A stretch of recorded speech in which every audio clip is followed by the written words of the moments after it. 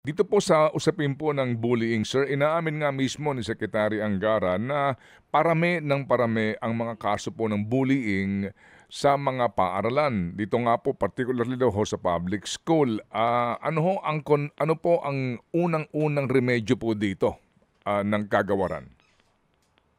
Oo nga no? So ang countermeasures natin dito, siyempre meron tayong tinatawag na Child Protection Policy. Medyo matagal na ito nung ito ay 2013 pa. Kaya nga tinignan natin ito bang Child Protection Committee no, sa bawat eskwelahan ay ito ba ay nagpa-function no? So meron tayong survey na ginawa. Nakita natin na 41.85% lamang ang fully functional.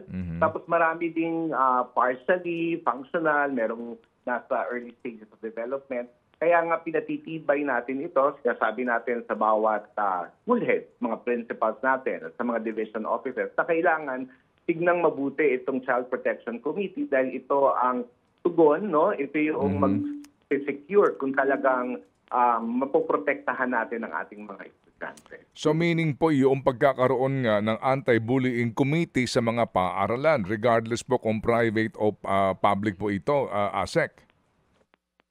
Yes, kailangan yan. Sinasabi yan na required ito sa ating batas no, at sa ating polisiya.